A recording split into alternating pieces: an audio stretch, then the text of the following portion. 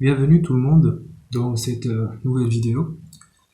J'essaierai d'expliquer le reste de la leçon du cours logique, notions et vocabulaire. Commençons. Je vais commencer par expliquer la conjonction et la disjonction. La conjonction et la disjonction ou. Commençons par la conjonction et. La conjonction et. Alors, que peut-on dire de la conjonction? Commençons par un exemple, par exemple. Un exemple. Exemple. Bon, je vais proposer une proposition. Je vais écrire une proposition. Je vais la nommer S. La proposition S. Proposition S dit que je travaille, par exemple, je travaille et je dors. C'est une proposition. Bon.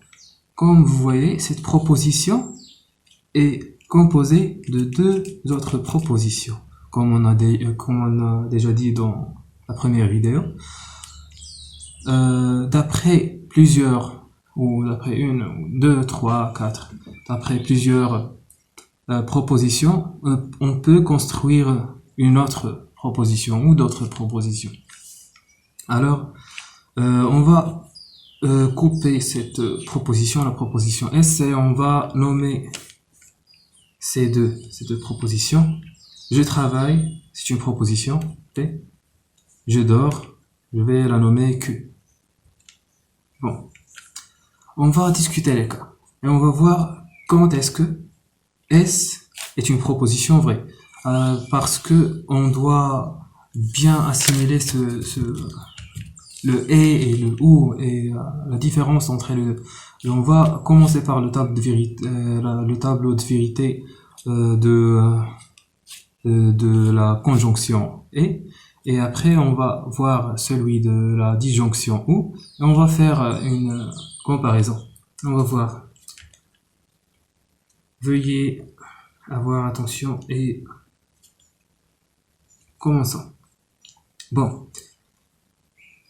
Je vais tracer un tableau, je crois, pour que ça soit bien organisé. Bon, P, Q et S. On va avoir les cas de tous les cas que peut avoir P et Q. Bon, ici, E et pour le E. Bon. On a pour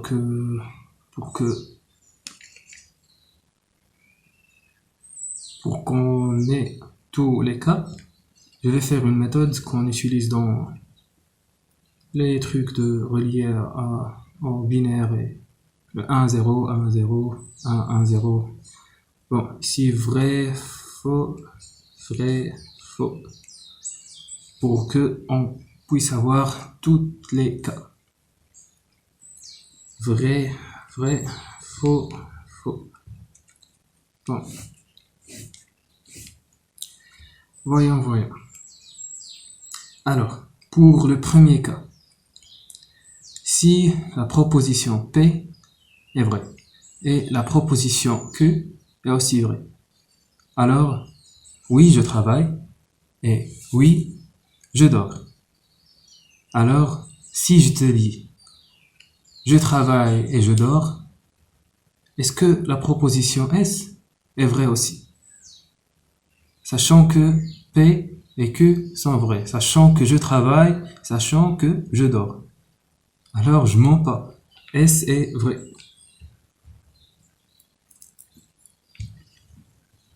Alors, si P est vrai, Q est vrai, S est vrai. Bon, passons au deuxième cas. Si P est vrai si je travaille, et si Q est fausse, alors si je ne dors pas. Je travaille mais je ne dors pas. C'est la vérité. Mais je te dis que je travaille et je travaille et je dors. Qu'est-ce que vous pouvez dire de la proposition S? Qu'est-ce que vous pouvez dire de ce que je dis? Est-ce que ce que je dis est vrai ou faux? La proposition S est donc fausse. Parce que je ne dors pas, mais je vous dis que je dors. Ce sont seulement des simples exemples pour que vous pouvez bien assimiler les choses. Bon. Le troisième cas, c'est comme le deuxième cas, c'est faux. Parce que tu ne travailles pas, mais je dors. Alors, il y a un truc qui cloche. Bon, pour le quatrième cas. Si les deux sont fausses, je viens et je vous dis que je travaille et je dors. Mais la vérité est que je ne travaille pas et je ne dors pas. Alors, est-ce que la proposition S est vraie ou pas? Est-ce que la proposition S est vraie ou pas? La proposition S n'est pas vraie. Alors, c'est fausse. C'est une proposition qui est fausse. Alors, vous voyez? Bon, généralisons.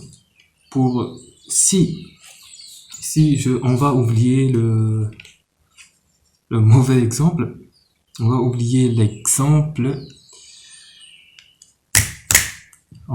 l'exemple. Et passons à la généralisation. Bon, soit une proposition P quelconque et une proposition Q quelconque. Pour que la proposition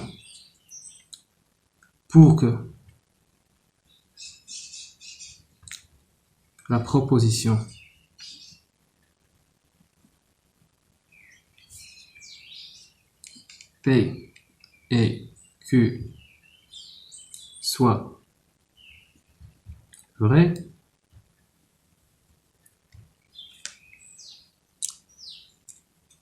quelles sont les conditions pour P et Q? P et Q doivent être vrais. Ils doivent être vrais, toutes les deux, en même temps. Mais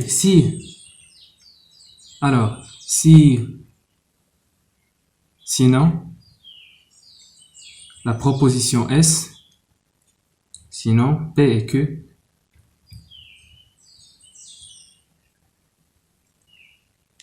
est fausse.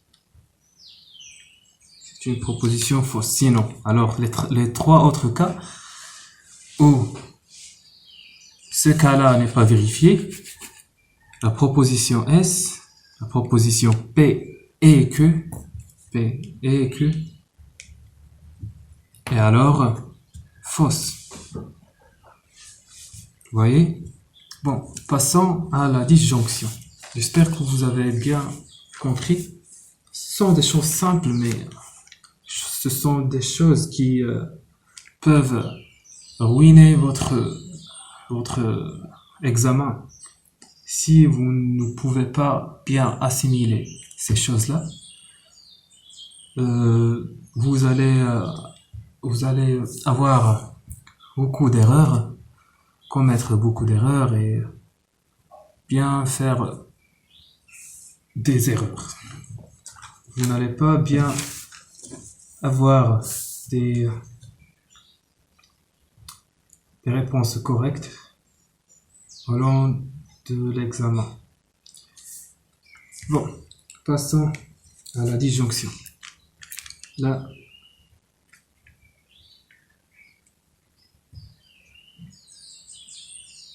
disjonction où que peut-on dire de la disjonction ou? On va de même commencer par un exemple. Exemple.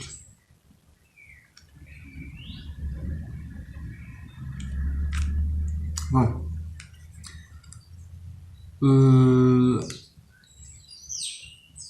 Même proposition. S. Je travaille.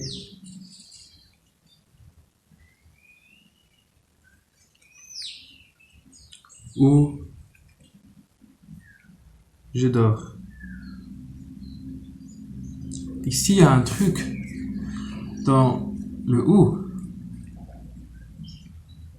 C'est pas comme lorsque je dis je travaille ou je dors, ça ne veut pas dire que il y a une seule possibilité. Vous voyez, je ne dis pas que si la première, si P est vraie, si je travaille vraiment, Q n'est pas forcément fausse. Alors si S, si la proposition S, si je viens et je vous dis que je travaille ou je dors, ça ne veut pas dire que si c'est vrai, si c'est faux, les deux sont faux. Je vais essayer de vous expliquer bien la chose. Bon, je vais tracer le tableau. Discutons les cas P, Q et S. Bon. Il y aura 4 cas de la puissance. Bon. Vrai, faux, vrai, faux, vrai, vrai, faux, faux. Alors, si P est vrai, si je travaille, et si je dors, les deux propositions sont vraies. Alors, que peut-on dire de S? Si vraiment je travaille et si vraiment je dors, et je viens et je vous dis que je travaille ou je dors, alors, est-ce que ce que je dis est la vérité? Oui, bien sûr, c'est la vérité. Alors, c'est vrai. Si je travaille pas, non, il y a un vrai ici. Si la proposition P est vraie et la proposition Q est fausse, alors je travaille, mais je ne dors pas. Et je viens et je vous dis que je travaille ou je dors. Est-ce que cette proposition, est-ce que ce que je dis est vrai ou faux? Il y a une qui est correcte et l'autre n'est pas correcte. Est-ce que ça veut dire que les deux assemblés par le ou, est-ce que proposition S est fausse? Vous voyez? Alors, évidemment, ça reste vrai.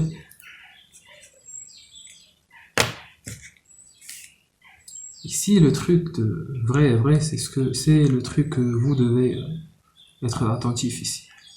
Vous devez bien comprendre que, ou mémoriser, là, que si les deux sont vrais, alors S est vrai aussi. Alors si on l'accorde par le ou, alors la proposition résultante est vraie aussi.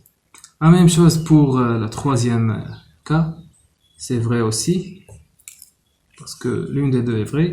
Mais pour le quatrième cas, on a je ne travaille pas et je ne dors pas.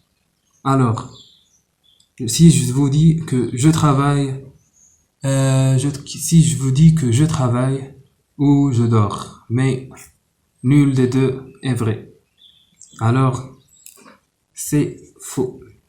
Vous voyez? Bon, faisons une comparaison. ici, il y a une seule qui est vraie, le seul cas qui est vrai est celui-là, le seul cas.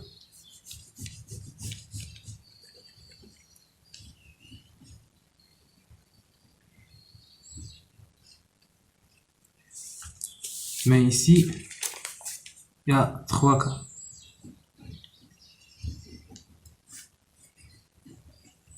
Ah, on a oublié, j'ai oublié de faire une conclusion. Pour que quoi? Pour que la proposition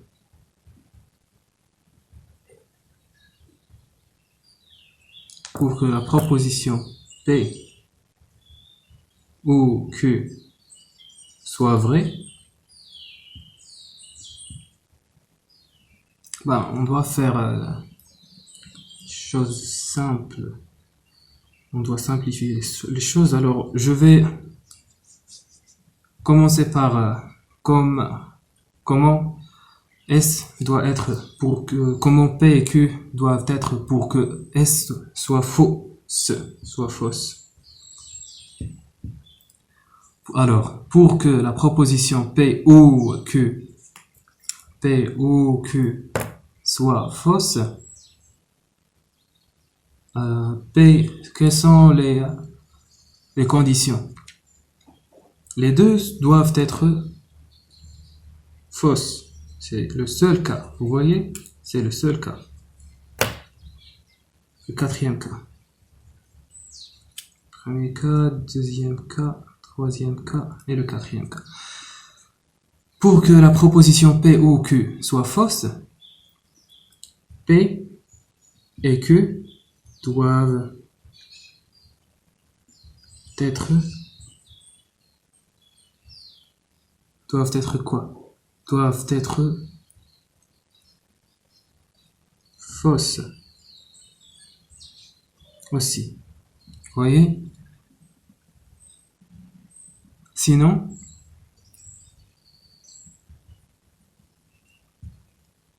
P et Q. Non, je m'excuse. P ou Q. La proposition P ou Q est vraie. Vous voyez?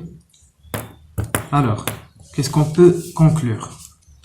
On peut conclure que pour le cas de la conjonction et, si on a une proposition P et Q, une proposition qui est composée de deux autres propositions, une P et une Q. La seule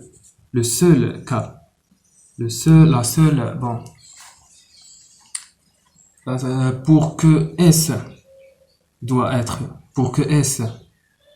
soit vrai, pour que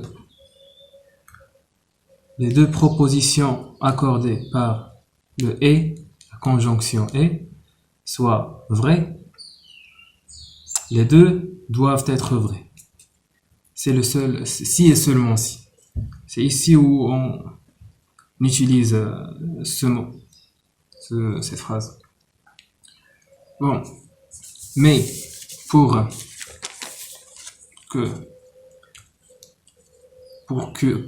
que deux propositions qui sont attachées ou reliées par la disjonction ou soit pour qu'ils soient corrects ou vrais, il y a 3 cas possibles.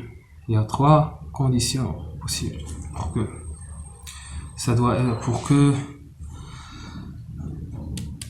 ça devient correct. Mais si les deux sont fausses, alors la proposition résultante est quoi? Est fausse. C'était tout pour cette vidéo. À bientôt.